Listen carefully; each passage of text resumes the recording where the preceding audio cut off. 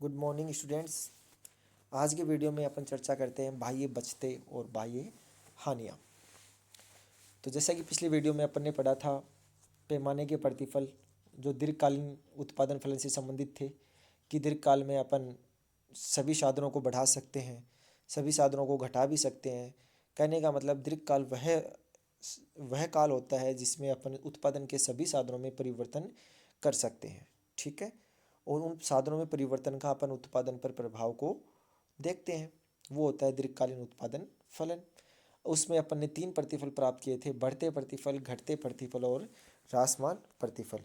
जब अपन बढ़ते प्रतिफलों की बात कर रहे थे, इंक्रीजिंग रिटर्न टू स्केल, तो मैंने बताया था कि जिस अनुपात में अपन उत्पादन के साधन बढ़ाते हैं उससे ज़्यादा अनुपात में उत्पादन बढ़ता है। ठीक है, उत्पादन ज़्यादा बढ़ेगा। जब अपन कांस्टेंट स्थिर प्रतिफलों की बात करते हैं तो जिस अनुपात में साधन बढ़ाते हैं, साधनों को अगर 2 गुना किया तो उत्पादन भी उसी अनुपात में बढ़ेगा, 2 गुना ही होगा। और अगर अपन डिक्रीजिंग रिटर्न्स टू स्केल पढ़ते हैं, ह्रासमान प्रतिफल पढ़ते हैं, तो अगर अपन साधनों में अगर 2 गुना वृद्धि करते हैं, ठीक है, तो उत्पादन में 1 गुना वृद्धि होगी। अर्थात साधनों में वृद्धि की तुलना में कम वृद्धि होती है। ये थे पैमाने के प्रतिफल। उस पैमाने को प्रतिफल को पढ़ाते समय मैंने कई नाम लिए थे। उनमें पहला नाम जो था वो था बाह्य बचते और बाह्य हानियाँ। तो इनके बारे में चर्चा इस वीडियो के अंतर्गत अपन करेंगे। तो सबसे बात करते हैं पैमाने की बचतें, इकोनॉमीज ऑफ स्केल। पैमाने की बचतें होती क्या है? अल्पकाल में सीमित समयावधि होने के कारण उत्पत्ति के पैमाने, उत्पादन तकनीकी और संगठन में कोई परिवर्तन नहीं किया जा सकता। ये अपन ने पिछले वीडियो में पढ़ा था कि अल्पकाल वह काल होता है जिसमें केवल एक साधन परिवर्तनशील होता है, अन्य साधन स्थिर रहते हैं। ठीक है। तो अल्पकाल में हम उस उत्पादन का जो पैमाना है, जो भी टेक्नोलॉजी है, जो भी ऑर्गेनाइजेशन है, जो भी मैनेजमेंट है, उसमें अपन में परिवर्तन नहीं कर सकते। किंतु दीर्घकाल में पर्याप्त समयावधि होने के कारण उत्पादन के सभी साधनों को समायोजित किया जा सकता है। दीर्घकाल में उत्पादक को उत्पादन आकार के विस्तृत होने के कारण, संगठन तथा उत्पादन तकनीकी में सुधार होने के कारण विभिन्न प्रकार की बचतें प्राप्त होती है। तो उन बचतों को अपन 2 श्रेणियों में बांटते हैं। पहली हो गई आंतरिक बचत, इंटरनल इकोनॉमीज। दूसरी हो गई बाह्य बचत, एक्सटर्नल इकोनॉमीज। तो सबसे पहले अपन बात करेंगे आंतरिक बचतें क्या होती है। ठीक है, आंतरिक इंटरनल इकोनॉमीज क्या होती है? जैसा नाम से पता चल रहा है, इंटरनल, तो आंतरिक बचतें वह बचतें हैं जो किसी व्यक्तिगत फर्म के विस्तार के कारण उपस्थित होती है। जैसे जैसे उत्पादन की मात्रा बढ़ाई जाती है या बढ़ती जाती है, वैसे वैसे आंतरिक बचतें फर्म के अंदर ही उपस्थित होती है। आंतरिक बचतें इस प्रकार फर्म के आकार का ही एक फलन है। क्लियर है? अब देखना इसको समझने के लिए, उत्पादन के आकार में वृद्धि के कारण फर्म सभी उत्पत्ति के साधनों को विशिष्टीकरण नीति के अंतर्गत अधिक कुशलता के साथ प्रयोग कर सकती है। कहने का मतलब, पहले कोई छोटी सी फैक्ट्री थी, छोटी सी फर्म थी, वो जैसे जैसे उस फर्म का आकार बढ़ेगा तो अपने अनुभव के कारण या फिर अपने जो श्रमिक जो लगे हुए हैं, जो साधन लगे हुए हैं, उनके अंदर वो विभाजन करेगी या विशिष्टीकरण करके उसको और अधिक कुशलता से प्रयोग कर सकती है। उन्हीं साधनों को जो उनके फर्म में लगे हुए थे, उन्हीं साधनों को वो क्या करें, और विशिष्टता से प्रयोग करें या और अधिक कुशलता से प्रयोग करें, जिसमें अपन श्रम विभाजन और विशिष्टीकरण के प्रयोग से आंतरिक बचतें उपस्थित होती है। जिससे अब मान लो, जैसे जैसे श्रमिकों ने कार्य किया, श्रमिकों की मात्रा जैसे अपन ने बढ़ाई, वो कुशल होते गए, समझदार होते गए, अनुभवी होते गए, उससे क्या हुआ, वो पहले जितना उत्पादन कर रहे थे उससे ज़्यादा उत्पादन करेंगे, तो लागत क्या हो जाएगी, पहले की तुलना में कम। तो वो औसत, दीर्घकालीन औसत लागत घट जाती है। क्लियर? ये होती है आंतरिक बचतें। प्रोफेसर कार्लडोर ने और श्रीमती जॉन रॉबिन्सन ने, ये 2 अर्थशास्त्री थे, इन्होंने साधनों की अविभाज्यता, ये बहुत इंपॉर्टेंट है, ध्यान रखना इसको, कि साधनों की अविभाज्यता, जैसा कि मैंने बताया था, कुछ साधन, बड़ी मशीनें वो ऐसे होते हैं जो विभाजित नहीं किए जा सकते, उनको एक साथ ही प्रयोग में लेना होता है। फॉर एग्जाम्पल अपन चीनी है, चीनी अपने को जितनी यूज़ करनी है उतनी अपन यूज़ करेंगे, चाहे अपने को 1 चम्मच यूज़ करनी हो चाहे 1 kg यूज़ करनी हो, उसको अपन विभाजित कर सकते हैं। लेकिन मशीन है, एक बड़ी सी मशीन है, उसको अपन टुकड़ों में बांट नहीं सकते। तो साधनों की अविभाज्यता को आंतरिक बचतें उत्पन्न करने का एक कारण माना। क्यों? उनके अनुसार उत्पादन के कुछ साधन अविभाज्य होते हैं, उन्हें छोटी इकाइयों में प्रयोग नहीं किया जा सकता। जैसे जैसे उत्पादन की मात्रा को बढ़ाया जाएगा, अब मान लो किसी छोटी सी फर्म रखी, उसमें बहुत बड़ी मशीन, ऐसी मशीन यूज़ कर रहा है जिससे उसका बहुत ज़्यादा उत्पादन होना चाहिए, लेकिन वो फैक्ट्री या जो फर्म है वो छोटी होने के कारण उस मशीन का पूर्णतः यूज नहीं कर पा रहे हैं। अब जैसे जैसे उत्पादन बढ़ाएगा, जैसे जैसे वो अपनी फर्म को बढ़ाएगा, वैसे वैसे वो क्या करेगा, उसी मशीन से ज़्यादा उत्पादन करने लग जाएगा। तो जैसे जैसे उत्पादन की मात्रा को बढ़ाया जाता है वैसे वैसे अविभाजन साधन का पूर्ण उपयोग होने लग जाता है, और यह पूर्ण उपयोग होने लग जाता है, उसके कारण औसत लागत घट जाएगी। यह भी एक प्रकार की क्या है, आंतरिक बचत है। इस प्रकार संक्षेप में अपन कह सकते हैं कि श्रम विभाजन विशिष्टीकरण के कारण बढ़ती हुई श्रम की सीमांत उत्पादकता, उचित प्लांट का प्रयोग होने के कारण तकनीकी बचतें, अविभाज्य साधनों का पूर्ण प्रयोग, बड़े पैमाने पर उत्पादन के कारण कम लागत पर उपलब्ध कच्चा माल आदि आंतरिक बचतें हैं। पहले छोटे से फर्म थी, उसमें अगर अपन कच्चा माल ला रहे थे तो वो महंगा पड़ रहा था। अब बड़ी फर्म हो गई है तो वो कच्चा माल लाएंगे, उसमें परिवहन लागत भी, क्योंकि अपन जब बहुत सारा साथ एक साथ लाते हैं तो वो अपने को कम लागत पे मिल जाता है, कम खर्चे पे मिल जाता है, उस पर परिवहन लागत भी ज़्यादा नहीं आएगी। तो ये सब क्या है, आंतरिक बचतें होती है। और आंतरिक बचतों के कारण LAC जो है, दीर्घकालीन औसत लागत कर्व, वो क्या होने लग जाता है, गिरने लग जाता है। क्लियर है? अब है आंतरिक बचतों को अपन किन किन भागों में विभाजित कर सकते हैं। तो अपन ने अब जैसे जनरली अपन ने ऊपर चर्चा कर ली है, पहली आंतरिक बचतें होती है वो श्रम विभाजन और विशिष्टीकरण की बचतें होती है। दूसरी होती है तकनीकी टेक्नोलॉजिकल इकोनॉमीज, जिसमें प्लांट का अनुकूलतम प्रयोग, जो प्लांट पहले छोटा सा था, ठीक है, कम उत्पादन हो रहा था, जैसे जैसे अपन उत्पादन बढ़ाएंगे वैसे वैसे प्लांट का पूर्णतः यूज होने लग जाएगा। अविभाज्य साधनों का पूर्ण प्रयोग होने लग जाएगा। उत्पादन की प्रक्रिया में जो भी बाई प्रोडक्ट है, जो भी बचे हुए पदार्थ है, उनका प्रयोग करके अपन अन्य कोई वस्तुएं, सेकेंडरी वस्तु अपन बना सकते हैं।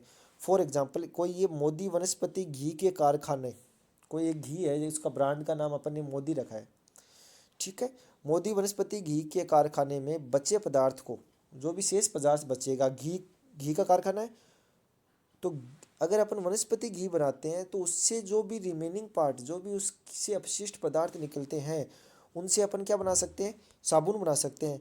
तो अपन उस बचे पदार्थ से अपन मोदी सोप के साबुन का प्रयोग उत्पादन में प्रयोग कर लेंगे। अब मान लो एक व्यक्ति है, उसके पास वनस्पति घी की फैक्ट्री है और उस फैक्ट्री का नाम मोदी वनस्पति घी है। उससे अपन अपशिष्ट पदार्थ निकलता है, कुछ भी, एनीवन, उससे अपन उस अपशिष्ट पदार्थ वो अपने कार्य करता है उसी व्यक्ति की दूसरी फर्म मोदी सोप पे, एक साबुन बनाने की फैक्ट्री है। तो इसका जो वनस्पति घी का जो अपशिष्ट पदार्थ थे वो मोदी साबुन बनाने में या मोदी सोप के अंदर उत्पादन करने में कार्य काम में आ जाएंगे। तो ये भी एक प्रकार की क्या है, आंतरिक बचत ही है। अगला है लिंक्ड प्रोसेस, संबंध प्रक्रियाएं आरंभ करके दो पृथक पृथक प्रक्रियाओं को भिन्न भिन्न स्थानों पे विभिन्न उद्योगों द्वारा संपन्न की जा सकती है। एक ही उद्योग के अंतर्गत दो विभागों में करने से यातायात लागतें आदि रूप से बचतें प्राप्त होती है। ठीक है, ये थी सब टेक्नोलॉजिकल इकोनॉमीज। अगली है मैनेजरियल इकोनॉमीज, प्रबंधकीय बचतें। जो जैसे जैसे व्यक्ति फर्म का आकार बढ़ता है दीर्घकाल में, तो कार्यकुशलता में वैसे ही वृद्धि होती है। कार्यकुशलता में वृद्धि है तो प्रोत्साहन दे के अपन कर सकते हैं। कार्यात्मक विशिष्टीकरण, फंक्शनल स्पेशलाइजेशन करके कर सकते हैं। मार्केटिंग इकोनॉमीज, क्योंकि जैसे जैसे उत्पादन में वृद्धि होती है, फैक्ट्री की साइज, आकार, पैमाना बढ़ता है, वैसे वैसे उसकी मार्केटिंग ज़्यादा होगी। फाइनेंशियल वित्तीय बचतें होने लग जाएगी, जोखिम संबंधी रिस्क बियरिंग इकोनॉमीज होने लग जाएगी। अर्थात कहने का मतलब एक साथ बहुत सारी बचतें, आंतरिक बचतें प्राप्त होगी। एक साथ कई वस्तुओं का उत्पादन करके हानि की संभावना को अपन मिनिमाइज कर सकते हैं, न्यूनतम कर सकते हैं। नेक्स्ट अपन बात करते हैं बाह्य बचत। बाह्य बचतें वे बचतें होती हैं जो उद्योग के विस्तार के कारण, जो कोई भी फर्म है, कोई भी उद्योग है, विस्तार के कारण उपस्थित होती है। वो तो देखा, आंतरिक बचत थी वो तो केवल फर्म में विस्तार के कारण हो रही थी, लेकिन बाह्य बचतें जो हैं वो उद्योग में विस्तार के कारण होती हैं। अब फर्म और उद्योग में क्या फ़र्क होता है, तो एक जनरल से एग्जांपल आपको बताता हूँ। कई प्रकार की नहाने की साबुन मार्केट में चलती है। फॉर एग्जांपल लक्स भी चलती है, हमाम भी चलती है, लाइफ बॉय भी चलती है, ठीक है, डव भी चलती है, और भी बहुत सारी साबुनें होंगी। तो ये जो लक्स है ये एक पर्टिकुलर फर्म है जो केवल लक्स का उत्पादन कर रही है। हमाम की जो साबुन है वो भी एक फर्म है जो हमाम की साबुन का उत्पादन कर रही है। इसी प्रकार लाइफ बॉय, इसी प्रकार डव, ये एक व्यक्तिगत फर्में हैं जो उसी साबुन का निर्माण कर रही है, ठीक है। इन सभी फर्मों को अगर मिला दिया जाए तो एक उद्योग बनेगा और उसका नाम क्या होगा, साबुन उद्योग, ठीक है। तो उद्योग किसे कहेंगे अपन, दो या दो से अधिक फर्मों को उस उद्योग कहते हैं। दो या दो से अधिक फर्मों को क्या कहेंगे, उद्योग कह रहे हैं। तो अब जैसे जैसे अपन ने पहले पढ़ा है, जैसे जैसे फर्म के अंदर उत्पादन में वृद्धि होती है, एक फर्म में खुद में स्वयं में व्यक्तिगत रूप से वृद्धि होती है, तो जो बचतें प्राप्त होती है उनको तो हमारा आंतरिक बचतें कहेंगे। लेकिन जब अगर उद्योग में विस्तार होगा, उसके कारण 5, 7 या 10 फर्मों को फायदा होगा, उसे हम क्या कहेंगे, बाह्य बचतें कहेंगे।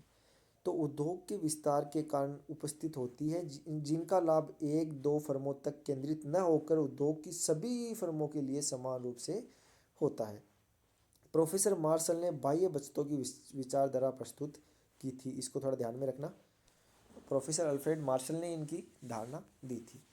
उनके विचार में बाह्य बचतें उद्योग के आकार का फलन होती है, जिस प्रकार आंतरिक बचतें किसका फलन होती है, फर्म के आकार का, क्योंकि वो एक फर्म के अंदर ही अंदर पैदा होती जाती है, जिसमें अपन श्रम विभाजन, श्रम विशिष्टीकरण की जो भी बातें की थी वो अपन ने वीडियो में कर ली है।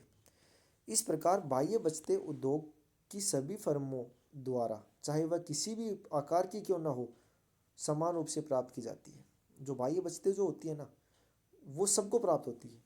एक उद्योग में मान लो 15 फर्म काम कर रही है, तो जैसे जैसे उद्योग की साइज बढ़ेगी ना, उससे जो बचतें प्राप्त होगी उन सभी 15 फर्मों में बढ़ जाएगा, उनको समान रूप से उन बचतों का फायदा होगा।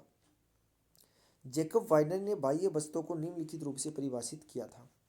ये एक अर्थशास्त्री थे, इन्होंने बताया था कि बाह्य बचतें वे बचतें हैं जो विशेष प्रतिष्ठानों को संपूर्ण उद्योग की उत्पादन मात्रा के विस्तार के कारण प्राप्त होती है तथा जो उनके व्यक्तिगत उत्पादन मात्रा से स्वतंत्र होती है। कहने का मतलब कि जितनी भी सभी फर्में हैं एक उद्योग के अंतर्गत, मान लो 10 फर्में हैं, उन सबको वो बचतें प्राप्त होगी, किसके कारण, उस उद्योग के कारण, ठीक है।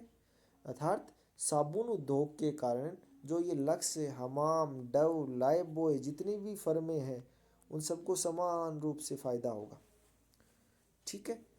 और ये उसे अपन बाह्य बचत कहते हैं। और वो ये बाह्य बचत जो होती है वो उनकी व्यक्तिगत उत्पादन मात्रा से संबंधित नहीं होती है, व्यक्तिगत उत्पादन मात्रा से स्वतंत्र होती है। वो चाहे व्यक्तिगत उत्पादन मात्रा उनकी बढ़े या घटे, लेकिन बाह्य बचतें तो उनको होगी। दूसरे शब्दों में अपन कह सकते हैं, जब उत्पादन मात्रा में वृद्धि की जाती है तो बाह्य बचतों के कारण प्रत्येक फर्म का लागत वक्र नीचे की ओर शिफ्ट हो जाता है। नीचे की ओर शिफ्ट होने का मतलब लागत क्या हो जाती है, कम हो जाती है। क्लियर है। अब अपन देखते हैं बाह्य बचतों को निम्नलिखित रूप से श्रेणीबद्ध किया जा सकता है। एक्सटर्नल इकोनॉमीज कौन कौन सी होती है। पहला, बड़ा उद्योग होता है एक, तो उसमें क्या होते हैं, जो श्रमिक कुशल श्रम का सस्ती दर पर उपलब्ध होना, ठीक है, क्योंकि बड़ा उद्योग पूरा बड़ा है।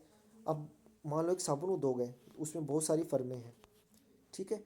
अब जो ऐसे कुशल श्रमिक जो साबुन उद्योग में कार्य करने में कुशल हैं, तो उनमें कंपटीशन होगा, उनको हर जगह अपॉर्चुनिटी मिलेगी, तो वो सस्ती दर पर उपलब्ध हो जाएंगे, क्योंकि उत्पादकों के बीच प्रतियोगिता कम हो जाती है। वे योग्य श्रमिकों को सस्ती दर पर प्राप्त करने में सफल हो जाते हैं। परिवहन तथा संचार के साधनों का सउपयोगी विकास होने से यातायात लागत भी क्या होगी, कम होगी। हम कह सकते हैं कि परिवहन और संचार का जो साधन जो है, वो अगर पूरा उद्योग खुलेगा, उसमें बहुत सारी फर्में होगी, तो जो परिवहन और संचार के साधनों का विस्तार होगा, उससे यातायात लागतें जो होंगी वो मिनिमम हो जाएगी, और ये भी एक प्रकार की बाह्य बचत है, एक्सटर्नल इकोनॉमीज होती है। नेक्स्ट है वित्तीय संस्थाओं का विकास। तो जहाँ बहुत सारी फर्में एक स्थान पे होगी, अर्थात एक उद्योग होगा, तो उसके आसपास वित्तीय संस्थाएं जैसे प्राइवेट बैंक, निजी गवर्नमेंट बैंक और भी कोई ऋण देने वाली संस्थाओं का डेवलपमेंट होगा। उससे अपने को कम ब्याज दर पे और इजीली पूंजी प्राप्त हो सकती है। इससे उन उद्योगों का विकास होगा, उद्योगों के विकास के साथ साथ उससे जुड़ी सभी फर्मों का भी विकास होगा। नेक्स्ट है एक क्षेत्र में अनेक उद्योगों का विकास, कच्चे माल की सहज उपलब्धता। अब बहुत सारी फर्में एक स्थान पे होगी, तो उससे एक फर्म का जो बनाया गया माल है वो अन्य फर्मों के लिए मध्यवर्ती वस्तु के रूप में या कच्चे माल के रूप में प्रयोग में आ सकता है। ठीक है, उसका फ़ायदा विभिन्न फर्मों में हो सकता है, तो यह भी एक प्रकार की बाह्य बचत होती है। उचित प्रशिक्षण द्वारा श्रमिक की कार्यकुशलता में वृद्धि। अब बहुत सारी फर्में एक स्थान पे होती है, तो जो भी श्रमिक है उनको कुशल बनाने के लिए अलग अलग टाइप की अपन ट्रेनिंग और एजुकेशन दे सकते हैं, जिससे वो जो श्रमिक होते हैं वो और ज़्यादा ट्रेंड और कुशल हो जाते हैं, और कुशल श्रमिक होने के कारण वो अपने कार्य को और अधिक विशिष्टता से कर सकते हैं। अगला है अनुसंधान और व्यावसायिक पत्रिकाओं के प्रकाशन से सूचना संबंधी बचतों की प्राप्ति। अब अगर एक उद्योग की बात करें, तो उद्योग की एक एनुअल रिपोर्ट या एक मंथली रिपोर्ट या डेली रिपोर्ट जारी होती होगी। उस रिपोर्ट का फ़ायदा फर्में भी ले सकती है। इससे क्या होगी, फर्मों के लिए ये अतः इस प्रकार एक उद्योग की स्थापना के साथ साथ फर्म जितनी भी उद्योग के अंतर्गत जो फर्में होती है उनको बाह्य बचतें प्राप्त होती है। अब बात करते हैं अपन पैमाने की हानियाँ, डिसइकोनॉमीज ऑफ स्केल। तो जैसा कि मैंने पहले बताया था कि जब वर्तमान प्रतिफल प्राप्त होते हैं तो पैमाने की बचतें प्राप्त होती हैं। उसके बाद कुछ अल्पकाल के लिए अपने को स्थिर पैमाने के स्थिर प्रतिफल प्राप्त होंगे। उसके बाद हमें प्राप्त होंगे पैमाने के घटते प्रतिफल, अर्थात ह्रासमान प्रतिफल प्राप्त होंगे। और जो ह्रासमान प्रतिफल प्राप्त होते हैं वो होते हैं जनरली पैमाने की हानियों के कारण। तो पैमाने की हानि भी पैमाने की बचतों की तरह दो प्रकार की होती है, आंतरिक हानि और बाह्य हानि। अतः एक सीमा के बाद जब उत्पादन मात्रा में वृद्धि की जाती है तो पैमाने की बचतें पैमाने की हानियों में परिवर्तित हो जाती है। अब बात करते हैं अपन आंतरिक हानि क्या होती है और बाह्य हानि क्या होती है। तो पहले इंटरनल डिसइकोनॉमीज की अपन बात करें तो आंतरिक हानियों की उपस्थिति होने का मुख्य कारण यह है कि उत्पादन का जैसे जैसे विस्तार होगा, तो मान लो एक फर्म है, उसमें उत्पादन जैसे जैसे बढ़ेगा वैसे वैसे उस फर्म का आकार बढ़ेगा। फर्म का आकार बढ़ने के कारण उसका जो मैनेजमेंट है और उसका जो ऑर्गेनाइजेशन सेटअप है उसको नियंत्रित रखने के लिए बहुत सारी कठिनाइयों का सामना करना पड़ेगा। ठीक है, तो बड़े संगठन की विभिन्न इकाइयों में सामंजस्य स्थापित नहीं हो पाएगा और उसका मैनेजमेंट अच्छे सा नहीं चल पाएगा। इसलिए इस प्रकार की हानि फर्म को उठानी पड़ सकती है, और यह जो हानि होती है वो आंतरिक हानि में शामिल की जाती है। दूसरा, सुपरविजन कार्य अवरुद्ध हो जाता है। अगर उत्पादन बड़े लेवल पे हो रहा है और पैमाने का आकार या उत्पादन का जो आकार वो बहुत बड़े लेवल का है, तो उस पर अपन सुपरवाइजर भी नहीं कर सकते हैं, जिसके कारण उत्पादन लागतें क्या हो जाती है, बढ़ जाती है। क्योंकि ऐसी दशा में साधनों की कुशलता का प्रयोग संभव नहीं है। क्योंकि जो भी साधन है, जो भी उत्पादन के साधन है, चाहे वो श्रमिक हो, चाहे वो मशीनें हो, चाहे वो कोई भी और टेक्नोलॉजिकल इक्विपमेंट हो, उनको अपन कुशलतम प्रयोग नहीं कर सकते, क्योंकि अपन उनका प्रॉपर सुपरविजन नहीं कर सकते। और सुपरविजन नहीं करेंगे तो वो पूर्णतः कार्य कुशलता के साथ या पूर्णतः कुशलता के साथ कार्य नहीं करेंगे। इस प्रकार एक बिंदु के बाद जो LAC वक्र होता है, दीर्घकालीन औसत लागत वक्र, वो ऊपर की तरफ चढ़ने लग जाता है, अर्थात दीर्घकालीन औसत लागत वक्र बढ़ने लग जाती है, जो उत्पादन की अमितव्ययी दशा को सूचित करता है। उसके बाद अपन बात करते हैं बाह्य हानियाँ। तो जैसा कि मैंने आपको बताया था कि आंतरिक बचत और आंतरिक हानि, ये दोनों एक फर्म से रिलेटेड है, ठीक है। और बाह्य बचत और बाह्य हानि जो है वो उद्योग से रिलेटेड है, और जो उद्योग जो होता है वो फर्मों का समूह होता है। जैसा कि मैंने एक एग्जांपल दिया था कि जो अपने साबुन से होती है, जैसे नहाने की साबुन की बात करें, एक लक्स साबुन होती है, एक लाइबॉय साबुन होती है, एक रेक्सोना साबुन होती है। ये सब साबुनों की क्या है, फर्में हैं। ये व्यक्तिगत फर्में हैं। अगर लक्स की कोई फर्म है तो वो लक्स का ही उत्पादन करेगी। अगर रेक्सोना साबुन की कोई फर्म है वो केवल रेक्सोना साबुन का उत्पादन करेगी। बट इन फर्मों के सब फर्मों को मिला दिया जाए तो एक उद्योग का निर्माण होगा। उस उद्योग का नाम होगा साबुन उद्योग। तो कहने का मतलब क्या होता है, उद्योग जो होता है वो दो या दो से अधिक फर्मों का क्या होता है, समूह होता है। अब बाह्य हानियों मुख्यतः उद्योग के विस्तार के कारण होती है। यहाँ देखना ध्यान से, ये फर्म नहीं है, यहाँ उद्योग के विस्तार होगा। विभिन्न साधनों की बढ़ती हुई मांग। अब ये अपने को पता है कि जैसे जैसे उद्योग का विस्तार होगा वैसे वैसे नई नई फर्में आ जाएंगी, और फर्में नई नई आने के कारण फर्मों को आवश्यकता किसकी होगी, उत्पादन के साधनों की। अब उत्पादन के साधनों की फर्में मांग करेगी, तो वो मांग बढ़ने के कारण उत्पादन के साधन जो हैं वो महंगे हो जाएंगे, और महंगे होने के कारण उत्पादन के लिए जो लागतें हैं वो भी बढ़ जाएगी। अतः जब उद्योग का विस्तार होता है तो कुछ उत्पत्ति के साधनों की मांग बढ़ जाने के कारण वे दुर्लभ हो जाते हैं, जिसके कारण उसकी कीमतों में वृद्धि होती है। और ये कीमतों में वृद्धि होने के कारण जो विभिन्न प्रकार की फर्में उस उद्योग के अंतर्गत कार्य कर रही है उन सबको क्या होती है, हानि होती है। अगला है साधनों की बढ़ती हुई कीमत समान रूप से उद्योग की सभी फर्मों की लागत वक्र को ऊपर उठा देगी। साधनों की सीमितता उद्योग की फर्मों के मध्य कंपटीशन उत्पन्न करेगी, क्योंकि प्रत्येक फर्म दुर्लभ साधनों को अपने उत्पादन में आकर्षित करने के लिए उन साधनों को ऊंचा मूल्य देकर दूसरी फर्म से तोड़ने का प्रयास करेगी। अर्थात मान लो ये दो फर्में हैं, ए फर्म और बी फर्म। अगर ए फर्म और बी फर्म दोनों साधनों को, अच्छे जो कुशल जो साधन है उनको प्राप्त करने के लिए, उनको आकर्षित करने के लिए अधिक मजदूरी या फिर अधिक प्रतिफल प्रदान करेगी। क्यों? क्योंकि इन दोनों फर्मों में क्या हो गया है, कंपटीशन हो गया है। तो कुल मिला के जो उत्पादन के जो सभी साधन हैं उनकी कीमतें बढ़ जाएगी, और कीमतें बढ़ने के कारण लागत भी बढ़ जाएगी, और ये एक प्रकार की बाह्य हानि होती है। इस प्रकार यह कहा जा सकता है कि उत्पादन का एक सीमा के बाद विस्तार से आंतरिक और बाह्य हानियाँ उत्पन्न होती है, जिसका सम्मिलित प्रभाव दीर्घकालीन लागतें बढ़ने लग जाती है। अब नेक्स्ट वीडियो में अपन पढ़ेंगे लागत होती क्या है, लागत कितने प्रकार की होती है, कौन कौन सी लागतें अर्थव्यवस्था में जनरली पढ़ी जाती है। Thank you.